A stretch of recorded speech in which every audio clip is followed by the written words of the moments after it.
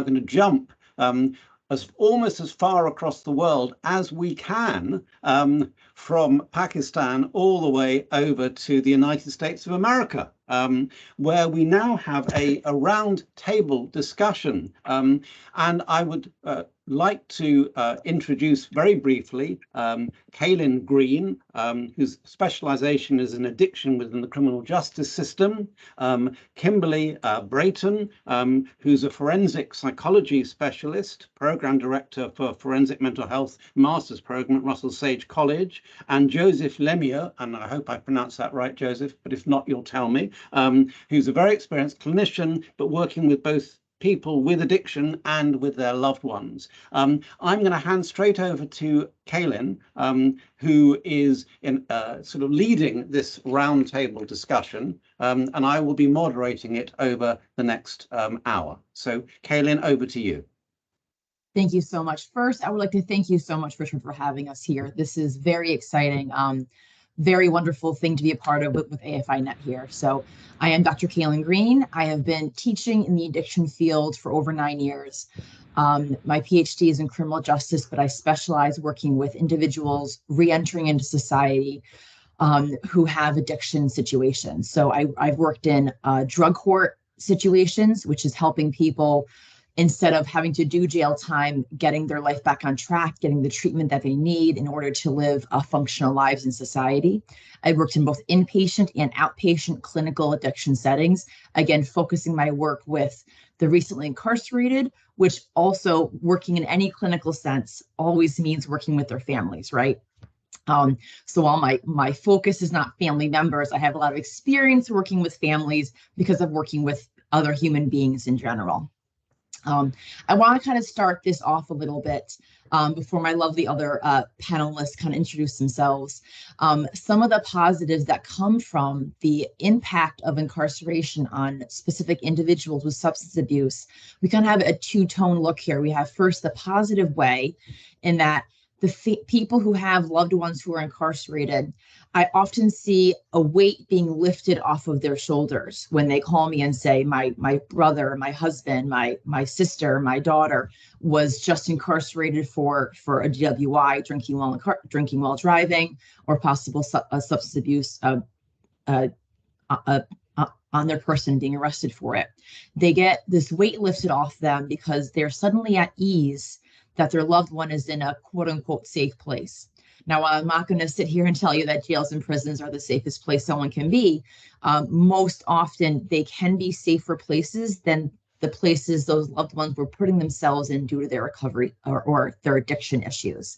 So we see their family having this weight lifted, that they're suddenly at ease, that they're not worried their loved one is in a ditch dying somewhere because of their addiction issue.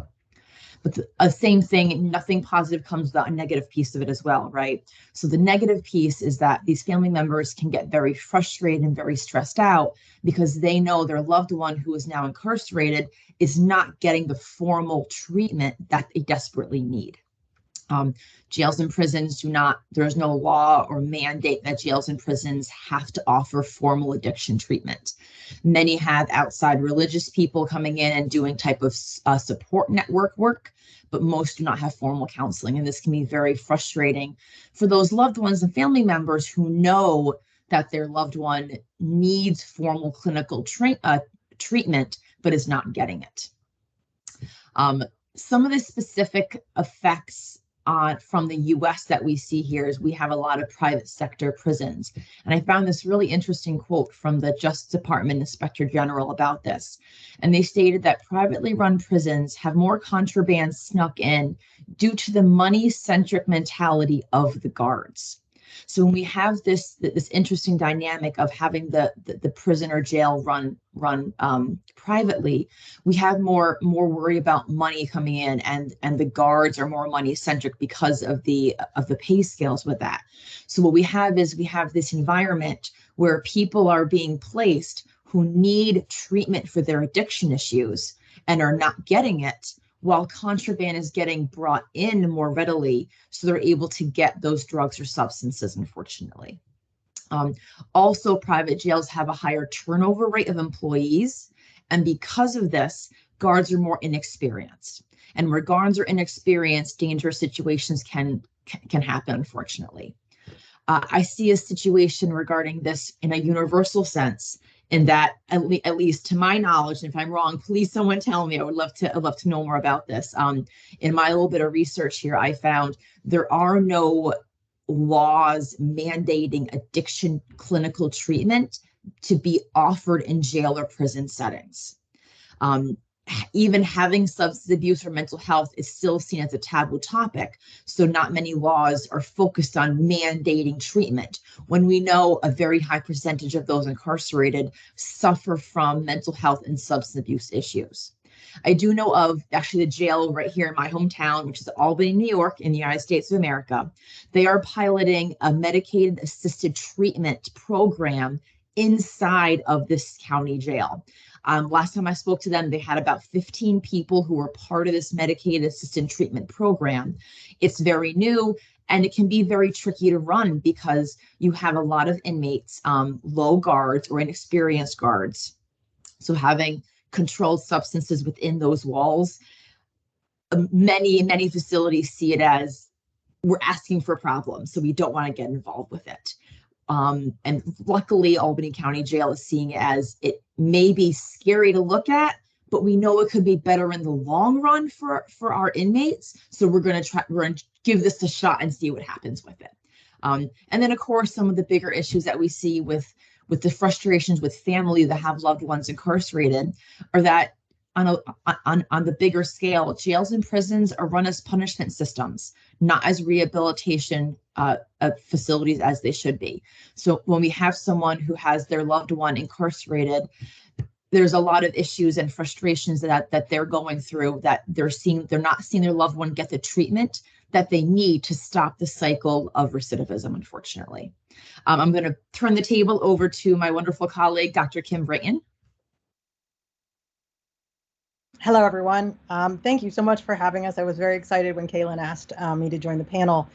I've been in the field now. I was just doing the math as Kaylin gave her number, and I was like, wow, it's been over 20 years now.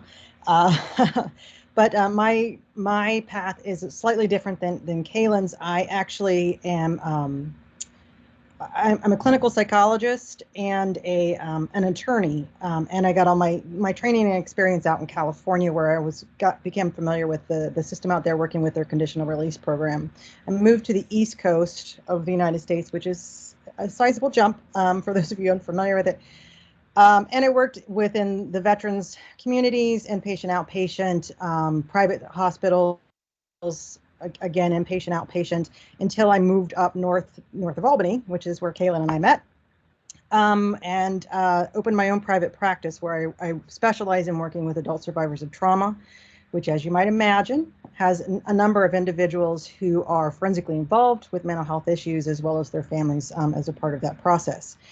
In addition, I'm very proud to say that I am the program director for the Forensic Mental Health Master's Program at Russell Sage College, where academically I am able to kind of also explore these topics and issues, either through research, through classwork, and with my peers, which is wonderful. I think Kaylin did a lovely job kind of addressing some of the initial thoughts around the questions around how families are affected. I think one of the things that I want to add to the conversation, because of my psychological background, though, is that, looking at specifically impact on the family, one of the things we recognize is that the family itself is likely to be affected, particularly if there's kids in the family, very negatively, in the sense that adverse childhood experiences, and I would like to kind of explore this study a little bit more whenever we talk in the roundtable, but those adverse childhood experiences really will impact the children as they're growing up, and what ends up becoming of them and their own mental health issues and substance abuse issues. So I think that's one of the big things that I feel like I'd like to add to the conversation that Kaylin has already addressed. And then, just to further kind of support what she was saying about the issues that we see with the system, is in the inconsistency. The way our country is set up, every state does it differently, and even within the states we do it differently. So, she talked about this wonderful program we have going into Albany. The sad thing is it's a very unique program. There are not many states that have also taken on these kinds of efforts, and it's very inconsistent how it happens across the country. And I think that's one of the big issues that we have in our country. So I think I addressed most of the questions you wanted to have addressed. So nice to have, and I'm glad to be here. Thank you. Thank you. Thank you so much, Kim. I'm going to open it up to Mr. Joseph Lemieux, please. Good morning or afternoon, depending on where you're tuning in from. I'm glad to be here. I currently am a professor of counseling psychology at Fisher College, and I have a private practice for myself. I've also been the clinical director of an intensive outpatient program focusing on substance use disorders. And I'm currently finishing up my dissertation at Lesley University in Cambridge, Massachusetts, focusing on looking at different variables that contribute to enabling behavior for family members of individuals struggling with substance use. And one of the biggest variables I'm focusing on is trauma and transgenerational trauma. And if we take a step back and look, this is probably not the first trauma that families have been through with relation to substance abuse or any other kind of maladaptive behavior. And that can be woven into the fabric of the generations and become the norm. Trauma and a traumatic reaction can become the norm to the point where their own maladaptive enabling behavior can occur. And I think that for families, they're often shy when it comes to seeking support because of the no talk rule that exists in the family systems.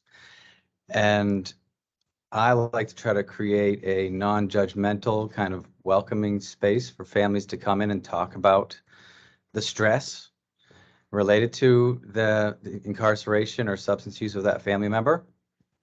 And I think that healing process can help arrest the progression of future generations of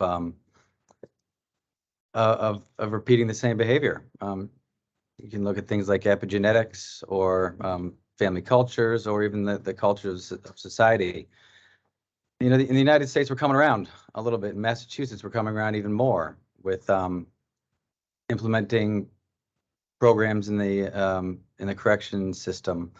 So it's promising that we're taking kind of a progressive stance with that, and I think that we have learned a lot and have a lot to offer with that as well. So I'm happy to be here. Thanks for having me, and I look forward to talking further.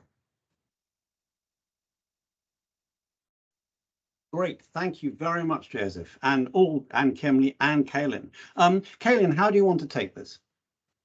I thought actually a great kind of jumping off point would be what Kim and Joseph already kind of brought up, was the whole idea of the adverse child effects and that trauma. And that might be a great place. They're already specializing in it and they already opened that door. So let's start with that. Funnily enough, that's just what I was thinking too. What I was particularly interested in, I suppose, was this link between intergenerational trauma that Joseph was talking about and adverse childhood experiences that Kim was talking about. And I don't know when you all joined, but Florian was presenting research from her work in Belgium on resilience in children who are now adult, but are reflecting on their experiences when they were children. So I'm interested in this relationship and your perspectives on this relationship between intergenerational trauma and adverse childhood experiences, where the two link to take this forward, and what experiences might make children resilient so they can actually break that intergenerational transmission. I'm very interested in your perceptions on that. Who wants to go first? Kim. Oh, you're to me, yeah. You've been voted. I'd be happy to. Yeah, no, it's very interesting because back in '98, the CDC did a wonderful study. I don't know how many folks are familiar with it because it's was something that was done in the United States.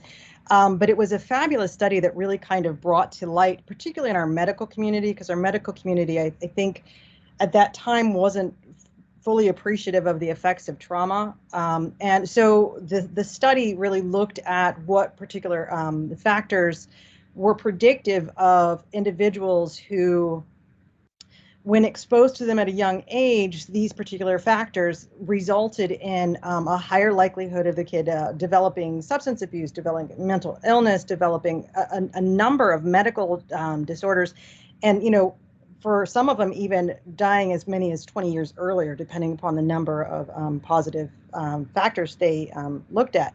And when you look at family members who are dealing with folks that are incarcerated, out of the 10 questions they asked on the Adverse Childhood Experience Study, 3 of them are represented in what we are talking about today: mental health, substance use in the home, and an incarcerated family member. So right immediately you have these kids that are, you know, dinged with 3 of the 10. And, you know, as Joseph was saying, there's usually a lot of things going on with those families even before you get to that point that, you know, is also positive for quite a few other ones. And you know, 4 or more positives on that particular scale.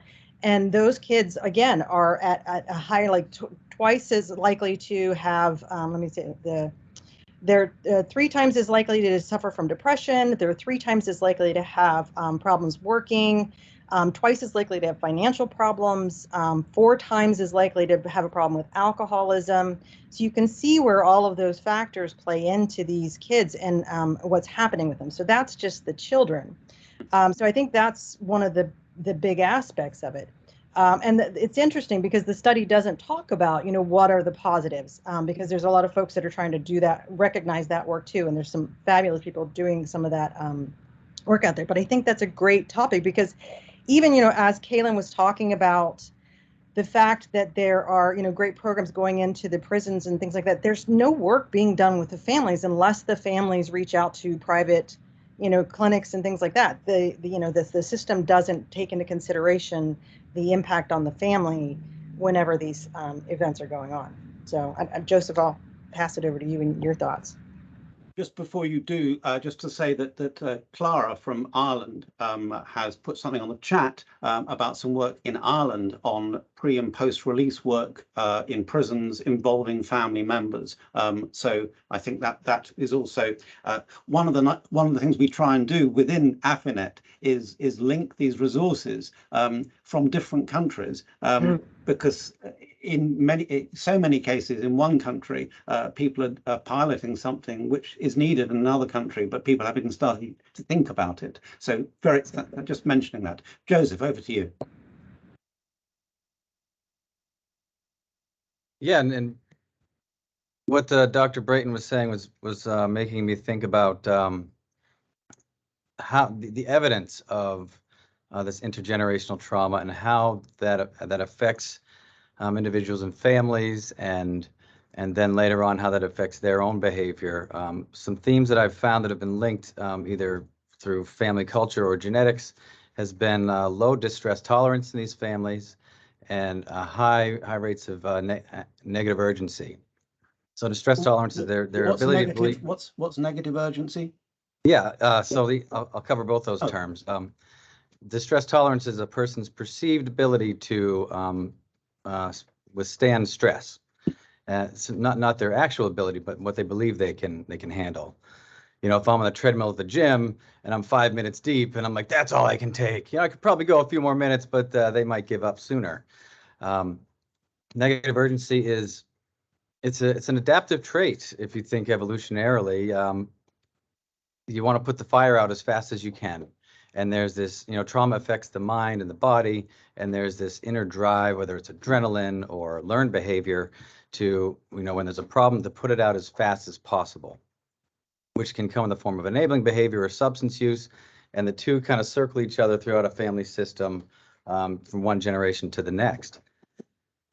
So what that brings us to is how do we help that? And when I heard the idea of resiliency, I'd like to understand what exactly the definition of that was, because when I think of family systems, I think of the adaptive response that they take is to take on certain roles, and one of those roles can be the hero.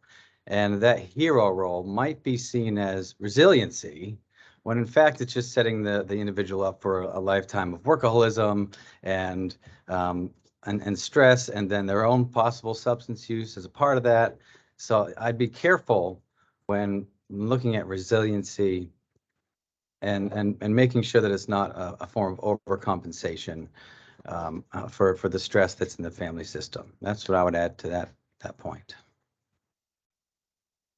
So kind of moving off what we've already heard, such wonderful in-depth topics. This article that Clara shared here is so wonderful to see. I did quite a bit of research before coming here going, okay, how can I tell the world essentially what resources exist for families? And I Googled, I researched, I called, and I could not find a single program that was run by a government entity that focused on supporting the families when their loved one was going to go away for a period of time. I found a lot of really great grassroots community type of resources.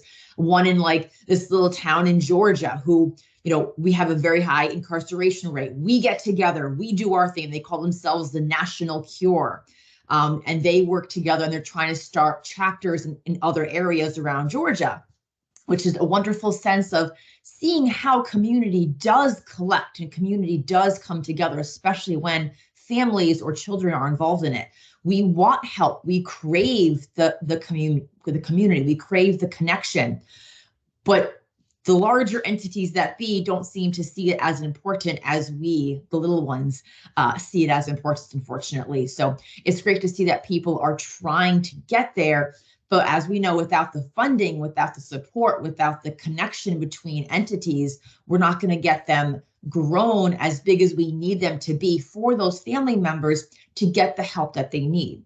Regardless of the impact of that, the person who's now being incarcerated, they were still a part of that family unit, right? There may have been a lot of negative energy around that person's part of the family or that person's family role, but that's still a piece of that family pie that is now missing.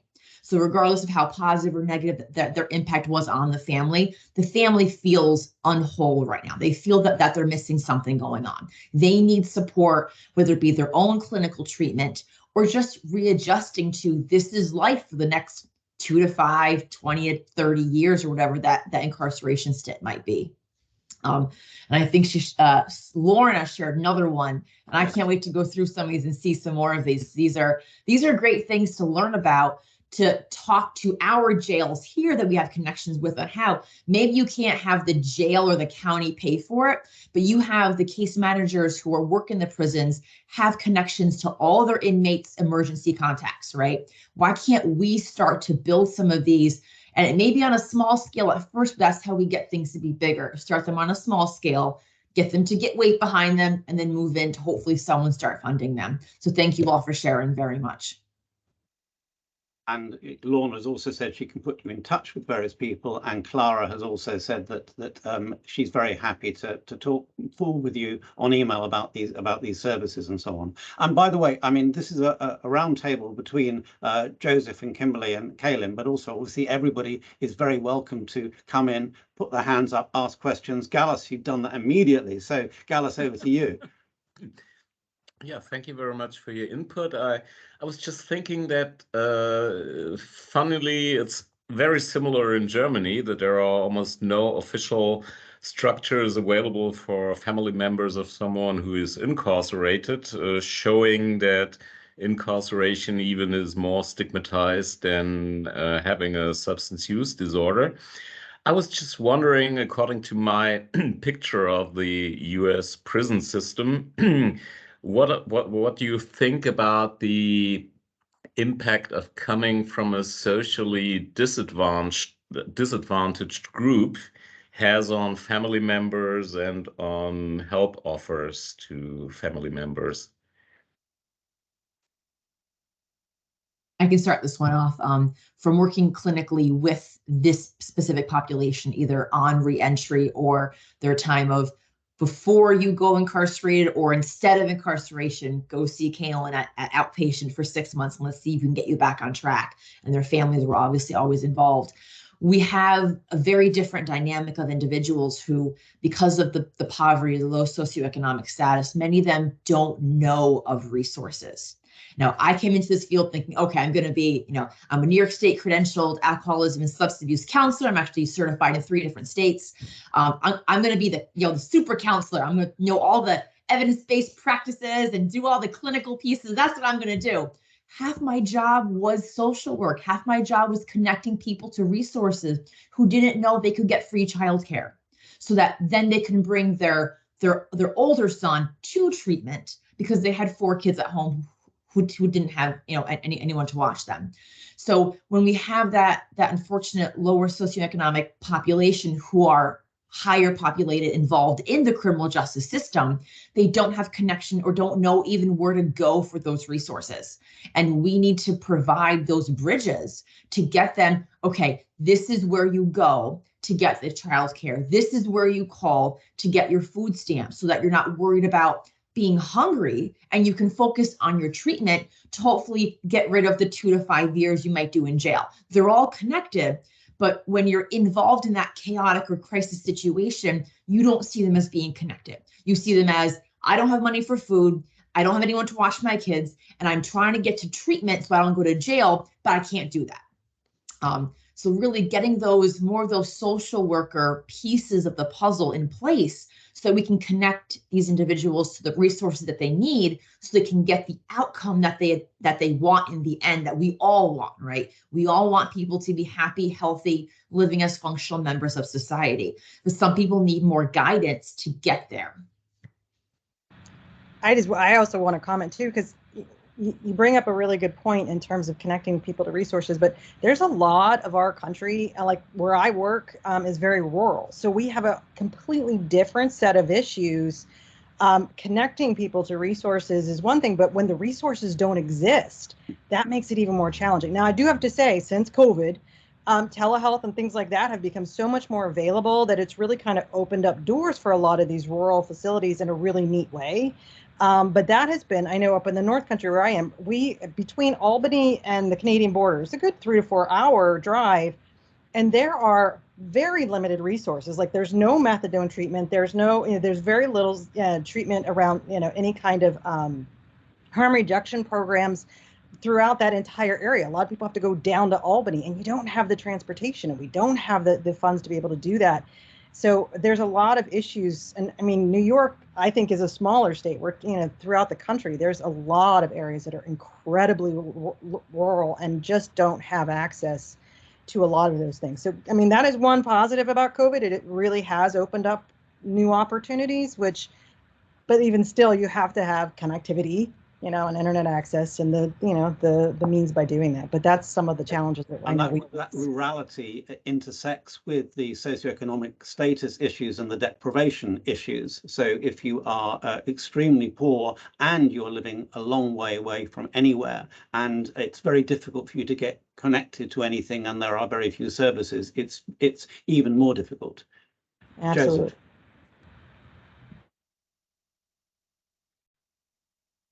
Yeah, I think when it comes to the idea of addressing the problem when you're dealing with people with in lower socioeconomic status, is funding. Funding comes from a diagnosis and identifying the problem. And I think it's hard to find a diagnosis that actually matches what these families are going through, so that when we're putting the codes in to be reimbursed for our work, is it adjustment disorder? Is it PTSD? Nothing really fits. What I'm finding is that the new complex post-traumatic stress disorder, that kind of like a lifetime of little T's that exist in these families, the little traumas. Thankfully, the World Health Organization and the ICD-11 are recognizing complex post-traumatic stress disorder as a standalone diagnosis.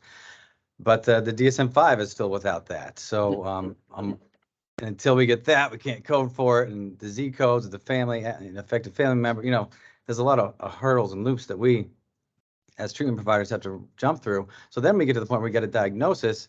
Then what is the problem that we're treating, and how do we treat that? There's just such limited evidence out there to back up certain treatment that we're finding. And one thing that I've found is multimodal treatment, addressing many areas in life domains of things like self-esteem, their own stress tolerance, anxiety, depression, all coming up like just sub-pathological clinical diagnosable levels, but as a collection, certainly affects their functioning in day-to-day life.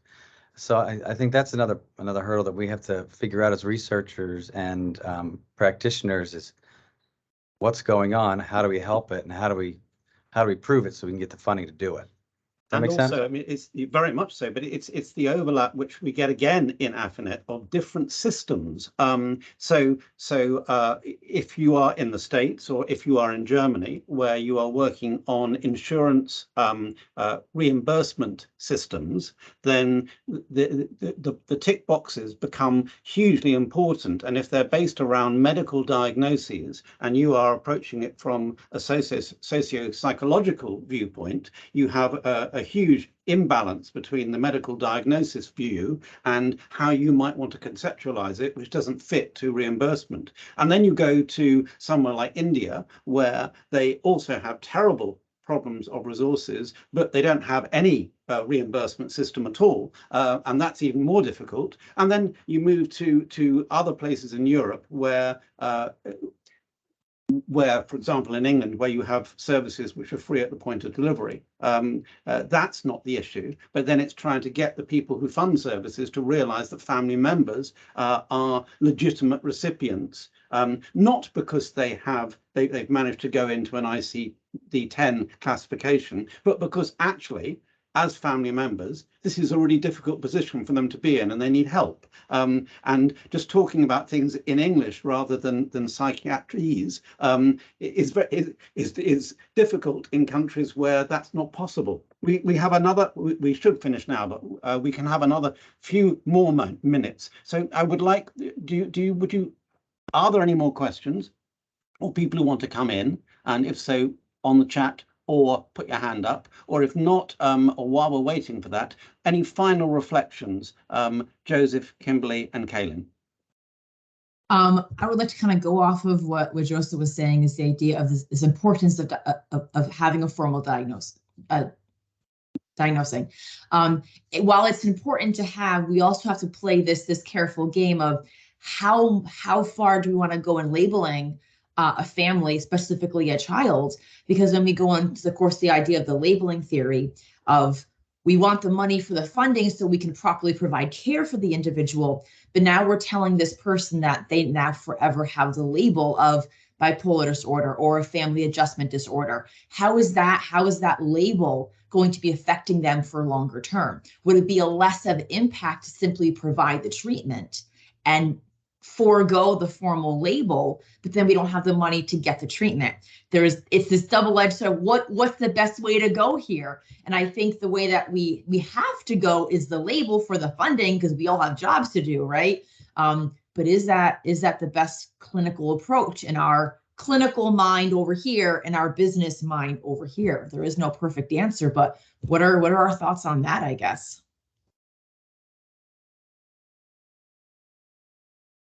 I mean, I couldn't agree with you more. Joseph, yeah, you're the first one who reached your microphone button. Oh, yeah, I assigned papers on labeling in my psychopathology class and internal biases and things like that, and how that affects, being labeled as an affected family, can follow someone and affect their own self-concept, which is already, if they have complex trauma, quite damaged. So yeah, that's a tough hurdle to jump, but we have to kind of do the least worst thing here when it comes to just trying to get help. And I also believe in name it to tame it. Like maybe that they have been looking for a label. I've had people who have found a diagnosis and they said, finally, there's an we're all categorical in some way. And so they like that there's an answer out there. And when there's an answer, then maybe there's a solution also. So there's hope for that. But so, yeah, it's a double-edged sword, isn't it? It's kind of like that's why we're here today, I guess. Thank you, Joseph. Kimberly, your final thoughts. Caitlin, beautiful question. And, you know, I think it just points out so many systemic issues that cut across. Clearly, it sounds like other countries are struggling with a lot of the same things that we do. But when you, I mean, even within our clinical capacity, you know, labeling is one big issue, but then once we've gotten past that, even having the diversity of treatment and things like that, there's a lot of folks that are in communities where their therapists have no appreciation of their background. And while that doesn't necessarily mean that they can't be a good therapist, it's, you know, systemically, we're looking at, you know, the limitations of even our treatment approaches to kind of really being effective with these groups that need it the most, and their access to it. So I think that's, you know, the other, you know, piece of this that really kind of, it's almost like what Caitlin was saying in terms of we really need to kind of start with the basics before, I mean, even getting to treatment. That feels like such a further step, you know, before we actually get them transportation just to get to work, or, you know, the basic things to kind of at that bottom of Maslow's, you know, hierarchy. So, and that's kind of where I see a lot of the systemic issues playing in. And indeed, you're describing some really huge systemic issues where we're looking at the intersection here between incarceration and the criminal justice system, between substance misuse and addiction problems, between being family members and how those play out, and the backdrop of a lot of social deprivation, where obviously people from socially deprived areas disproportionately appear within prison populations. You've got massive racial issues across the states as well, which has, again, plays out in lots and lots of ways in terms of families, as well as in terms of substance misuse and mental health issues and criminal justice. So it's a huge area. I suppose to finish, what I would say is a couple of things. One is it was interesting you came talking about the research that was done about risk factors 20 or so years ago. It was published in the US. I mean, I've been very interested in working with Jim Orphan, Lorna Templeton and others over the years, looking at risk factors, but also looking at protective factors. And together, it's the balance between risk and protective factors which leads to resilience. And we can have a long talk, Joseph, about definitions of resilience. But I think this issue of how we can try and help people balance the risk factors which they have with protective factors, and how we can increase protective factors to reduce the importance of the risk factors, and also focusing on things which you can change rather than things which you can't change. So if people have, and obviously that's in some ways controversial, but if people have a basic personality, it's very difficult to change that basic personality. But there are lots of things that you can change. You can help people change their communication styles. There are loads of things that you can change. So focusing on the things you can change to develop more protection and therefore increased resilience is the way that it would be nice to think about us moving. And the other thing I want to say was that networking within AFINet is really very important. So for all three of you, this is a new group which you've come across of people who are interested in how families are affected by having someone in the family with a substance misuse problem, but that moves over also into associated things like mental health problems and criminal justice issues. And Jim Orphan, I don't know if you caught his keynote talk earlier today, was talking about how we need to move away from simply thinking about single issue things about affected family members. It's not only about substance misuse. It's not only about being an affected family member if your loved one has a serious physical illness which you have to deal with over a long period of time. So all of these things, which can also be thought of as a continuous stress, and therefore it's quite conceivable that something like PTSD is very associated with this. If you've had 5 or 10 or 20 years of trying to deal with constantly varying but constantly stressful situations, then this is exactly the circumstances that you'd expect somebody to be demonstrating signs of PTSD. So networking with us lot is something which we're very happy to welcome you into this family of people who are interested in families. So let me thank you all three for a very stimulating and interesting roundtable. And we're now virtually at the end of the second day and of our 2-day conference. Let me pass over to Gallus for some final words as our chair and as the co-organizer of this conference. And then I'll probably do what I normally do, which is have the last word. Certainly. Thank you, Richard. Yeah, I think first of all, thanks everyone for being here and for having participated. And again, Richard already mentioned networking. There has been a lot of networking going on in the chat. And of course, we still believe there'll be even more networking if we can meet in person, which we're hoping to achieve next year. So I'll just once more, as a reminder, show you the slides. There'll be hopefully a face-to-face conference in Rotterdam from June 15 to 17. And don't miss to submit abstracts, which will be possible from January to February 23. And another save the date issue is, of course, our webinar series, where we will have the next webinar on the effectiveness of the Strengthening Families Program 10 to 14 in the UK. By Jeremy Sigrot on the 18th of October. And I feel absolutely, how should I say, I feel... exhausted? Exhausted? No, it's not really exhausted. It's more I just felt that the decision was right to have another virtual conference in the meantime. We had participants from all over the world, ranging from New Zealand to Brazil, the US, and so on.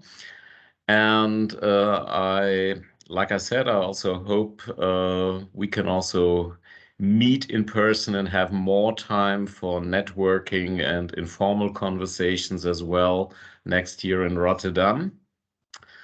What I found during this conference was we had a large range of different topics, which I think represent what AFINet stands for. And again, also at the roundtable discussion we just had, I think we have seen the need for advocacy, for promoting services and help offers. And I think as as we've heard also by Jim Offord's talk, we also probably should consider to, well, open the field. So I'm looking forward to what kind of abstracts we will receive for the next year's conference. And yeah, I think it was the best possible kind of exchange a virtual conference can provide. And again, before I hand over to Richard for the last words, I would like to thank everyone who made this conference possible. So many thanks to Emmy, Zari, Richard, and Jill as well, and Alicia. So it's been a pleasure. And yeah, up to you, Richard, because usually you have more to say than I have. I know, I talk so much, but I agree with everything you just said, Gallus. I'd like to thank everybody, and as you say, particularly Sari today and Emmy yesterday. Thank you so much for all that you've done, and thank you, Gallus, for your wonderful chairing and your chairing of AFINet generally, but of this conference and your co-organisation of the conference and so on. I thought this was a very exciting, stimulating conference. I think last year's was as well, but last year we were learning, I suppose, how to do an online conference, and this one seemed to actually work more seamlessly, more smoothly. We were able to cope with the fact that sometimes screen sharing didn't work without causing total panic, as we knew that we had people who could sort it, and so it was just that worked really well. And there were some really important themes that came out. I mean, for everybody who talked about the experience of being an affected family member, the issues of stigma, of disempowerment, of their felt need for information, their felt need for skills as to how on earth they dealt with the situation, and their felt need for support, all came over very strongly. I mean, obviously it came over from people who argue that an influential model on them was the stress strain information coping support model. But what was interesting is how those issues came from people who'd never even heard of that model before, and yet they were the issues. And so that's really important. I think that the different solutions people come up with trying to help families, of trying to work out how we can make them feel more empowered, less disempowered, more empowered, by helping them know what they don't know, helping them with skills that they don't have. That seems to be an absolutely central thing as well. We had a lot of talk about children yesterday and today, and about what we can do to try and make them more resilient, what we can do to try and help them cope with these terribly difficult experiences which they have. And one of the things that comes over so strongly in all of these areas is giving children the space and the freedom to talk to people, or even just to be with people, and as we saw in the film yesterday, to do activities with people, to hang out with people, and then maybe they also start to talk. I think sometimes sitting somebody down in front of a counsellor or a therapist and expecting that they're going to be able to talk to that person is expecting far too much. And sometimes you have to create an environment where the children feel free and easier, and then they can start to talk. And that came over so strongly as well. So all in all, I think that this has been an excellent conference. I would like to thank everybody so much for all of their presentations. Everybody puts a huge amount of work into their presentations, usually sort of intense PowerPoint presentations with amazing visuals, which I can't even imagine how they do, and then do videos of their presentations so we have them in case things went wrong. And I mean, how useful that was when things did go wrong. So all in all, people have put in a huge amount of work, and I would like to congratulate everybody and thank you all. And I look forward to seeing as many of you as can come to the next webinar, which Gallus has already advertised in a couple of weeks' time. And there is one also in November and December, and then there will be a bi-monthly one from January onwards. But the October, November and December ones are all already programmed. They're already on the website.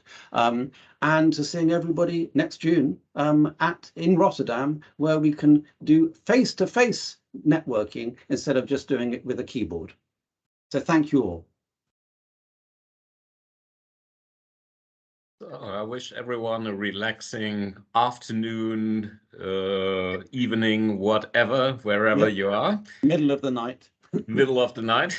And thank you all, and see you in Rotterdam. Thank you, organisers, for all your organising. Wonderful, splendid conference. Thank you. Thank you all. Okay. Bye-bye. Bye. Bye-bye. Thank you. Bye.